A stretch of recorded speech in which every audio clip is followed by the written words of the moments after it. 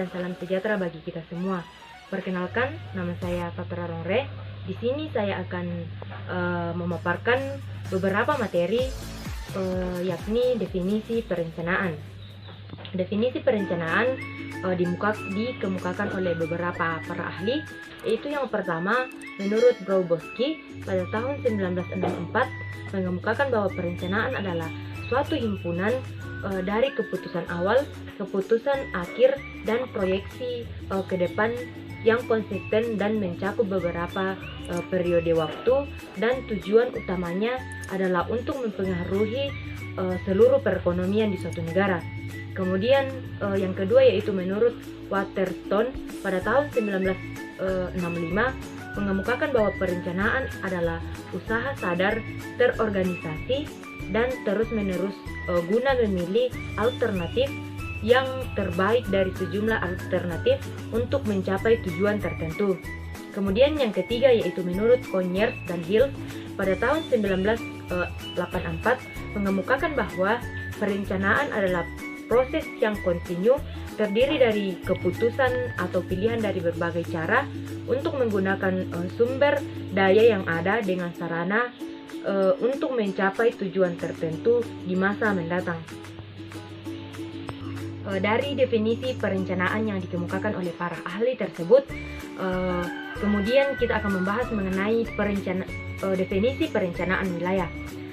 Perencanaan wilayah adalah penetapan langkah-langkah yang digunakan untuk wilayah tertentu sesuai dengan tujuan yang telah ditetapkan.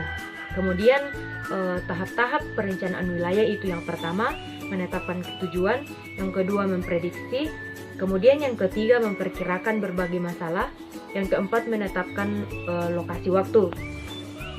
Materi lain yang saya akan paparkan yaitu sifat dari perencanaan.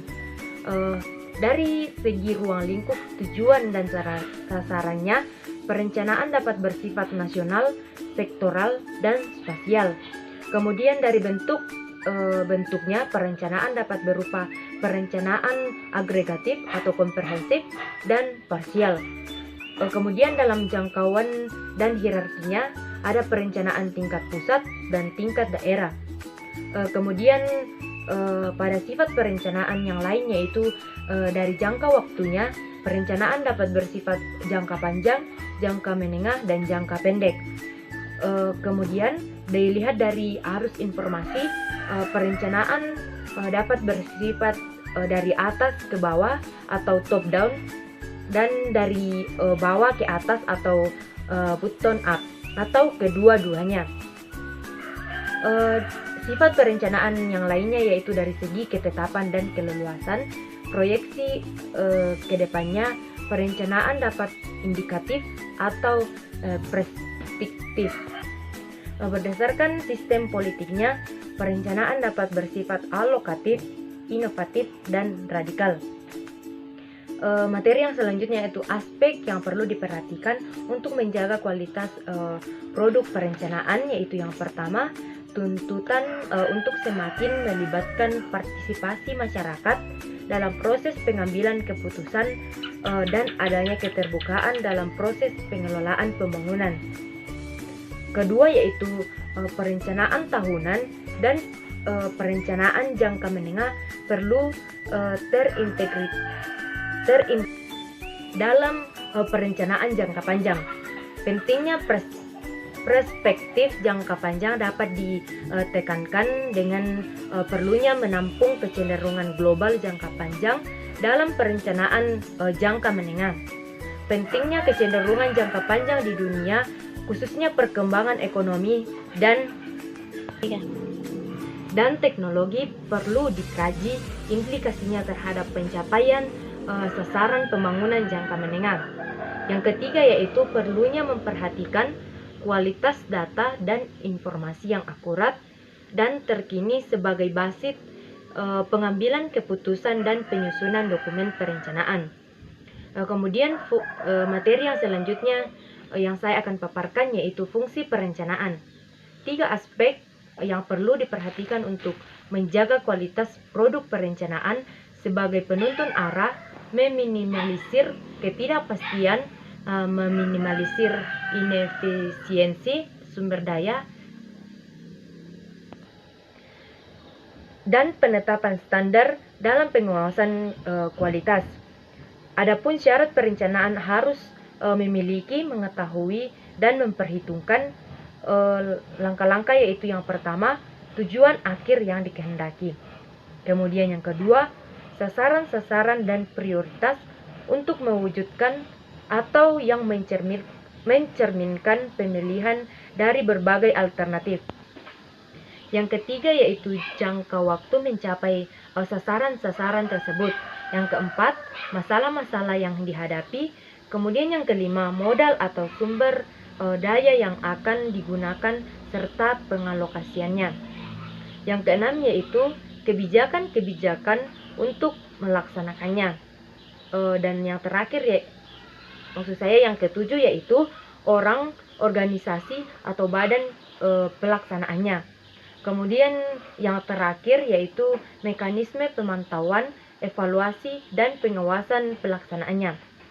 Materi yang selanjutnya yaitu tahap-tahap pengelolaan atau manajemen, yaitu yang pertama perencanaan atau planning. Artinya sebuah proses yang dimulai dari penetapan tujuan organisasi, menentukan strategi untuk mencapai tujuan organisasi tersebut secara menyeluruh, serta merumuskan sistem perencanaan yang menyeluruh untuk mengintegritaskan dan mengkoordinasi seluruh pekerjaan. Kemudian tahap yang kedua yaitu pengorganisasian atau organizing. Artinya proses mengatur orang-orang dan bekerja dari sumber daya lainnya untuk bekerja ke arah tujuan yang sama. Kemudian tahap yang ketiga yaitu pelaksanaan atau executing. Artinya membangkitkan dan mendorong semua anggota kelompok agar bertindak dan berusaha dengan keras untuk mencapai tujuan dengan ikhlas serta serasi dengan perencanaan dan usaha-usaha pengorganisasian dari pihak pimpinan. Kemudian tahap yang terakhir yaitu pengawasan atau controlling. Artinya suatu upaya yang sistematis untuk mendapatkan kinerja standar pada perencanaan untuk merancang sistem umpan balik informasi. Next, materi yang selanjutnya yaitu elemen-elemen perencanaan. Perencanaan berhubungan dengan masa yang akan datang atau implikasi. Perencanaan sangat berkaitan dengan proyeksi atau prediksi. Penjadwalan kegiatan atau monitoring atau evaluasi. Merencanakan berarti memilih alternatif tujuan agar tercapai kondisi yang lebih baik, dan memilih cara atau kegiatan untuk mencapai tujuan atau sasaran dari kegiatan tersebut. Perencanaan sebagai alat untuk mengalokasikan sumber daya yang terbatas sebaik mungkin. Pengumpulan dan analisis data dan informasi mengenai ketersediaan sumber daya yang ada menjadi sangat penting. Materi yang terakhir yang akan kita bahas pada saat ini yaitu faktor-faktor perencanaan wilayah. Faktor-faktor dari perencanaan wilayah itu yang pertama, potensi setiap wilayah berbeda-beda. Kemudian faktor yang kedua yaitu perkembangan teknologi.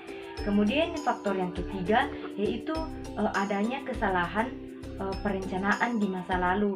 Kemudian faktor yang keempat yaitu kebutuhan akan lahan yang akan semakin meningkat. Itulah materi yang dapat saya sampaikan. Semoga bermanfaat bagi teman-teman semua. Mohon maaf bila ada kata-kata atau masih banyak kekurangan dalam pemaparan materi pada saat ini. Sekian dan terima kasih.